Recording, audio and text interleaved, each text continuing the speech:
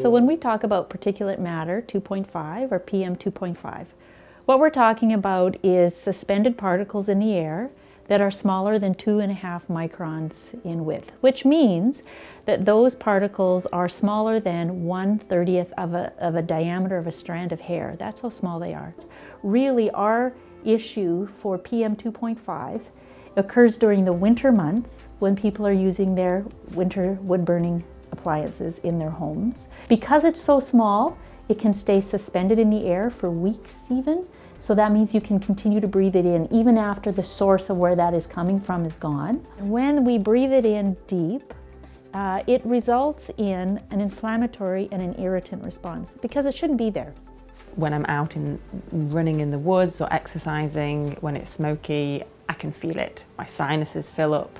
I feel headachy, I feel unwell. My husband also works away all winter, and he works in the mountains. He skis all day, and so he's in the fresh air. When he comes home for his week off, instantly his eyes start to itch, and he notices right away that he reacts to the wood smoke.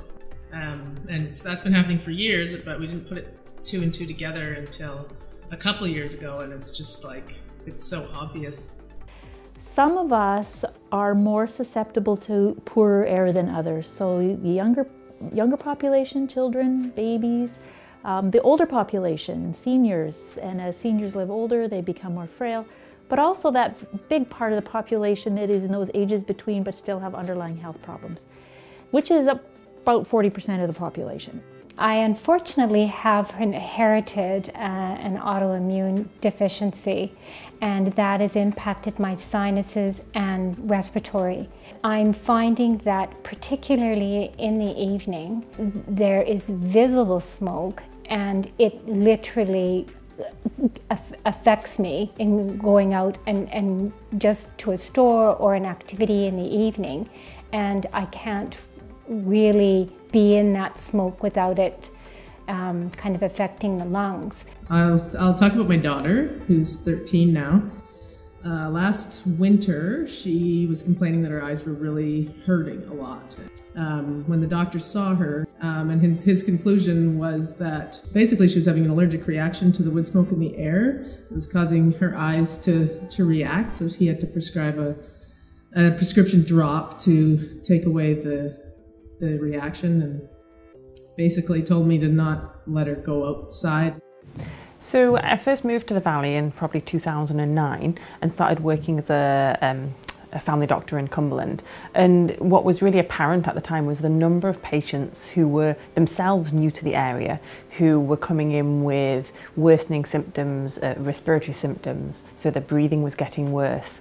They were finding that they couldn't go out. People were very aware that when it was smoky outside, they were having to barricade themselves inside their own homes. People with asthma, COPD, and with heart disease. I spent a lot of my time discussing with people what they could do about it, and I remember myself saying on repeated occasions that you can only leave. Emotionally for me, I really want to leave Cumberland, and I want to move somewhere where the air is clean. Like, I really feel trapped in my home in the wintertime, but that's an expensive proposition, and my kids are really invested in the community. Their friends are all there, so spending a couple more years living in an area of unclean air versus pulling them out of their community is a struggle that I kind of think about a lot, and it really bothers me, but I don't really feel like I have an out at this time.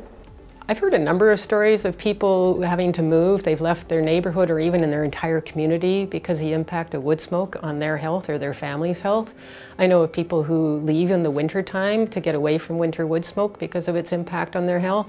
People are spending more on medications because of wood smoke pollution. People are buying and running air purifiers all winter. I know that's what we do in our house, and it's costing us money. There's a big range of health effects from wood smoke pollution that are proven. And so of course, if we have that many health effects, more people are going to the doctor and more people are going to the hospital, and that's costing our whole healthcare system a lot. So we're all paying out of our pockets. So air quality should be a concern for every one of us, no matter where we are. So the air is something that all of us can't negotiate around. We all need to be able to breathe. So when you have spikes of PM 2.5, Again, those small particles that people can breathe in deep. We do also see associated spikes in hospital presentations, especially for heart disease or underlying lung disease. There is no safe level of air pollution.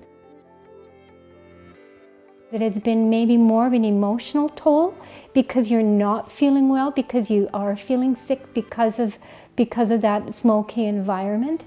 So I would think that's in some ways been a greater toll.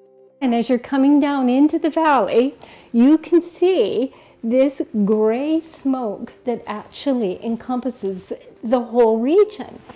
And it's a fuel issue. So you feel a little bit frustrated too that we can't, possess our own clean air, have our own rules and regulations that provide that air for us. It's there, I know it is, because it's at the top of Mount Washington. People don't want to pollute other people's airspace knowingly, and we just haven't thought about this. So I think it's really important people start looking at the amount of pollution, smelling it all the time when they walk down the street, being concerned that a teacher smells wood smoke in her classroom and on the schoolyards is very common. So what are our children being exposed to? Those same carcinogens that we see in tobacco smoke, we see in wood smoke. Benzene, toluene, all those chemicals that cause cancer, they're all there. It's very comparable. Because she's had this allergic reaction, she loves riding her bike to school, walking to school, but it's just not worth it.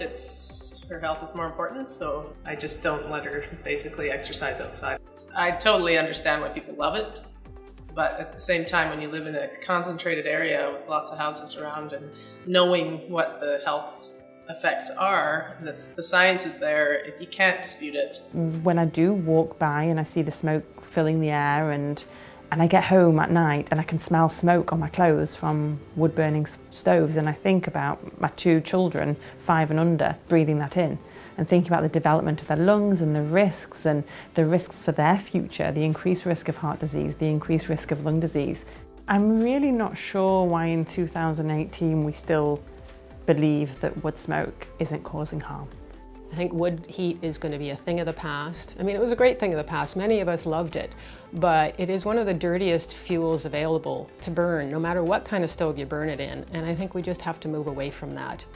If people care about the air they're breathing and their families are breathing and their neighbors are breathing, they're going to want to transition to cleaner forms of heat. We have a heat pump for our house, and we do have some natural gas as well for fireplaces, but it is so much less expensive, easier than any other heating source I've ever had, and I love it. We have air conditioning all summer, and our carbon footprint is small because we chose to buy a house with a heat pump in it. We need incentive programs so they can buy the appliance for their house. We need to keep other sources of energy affordable.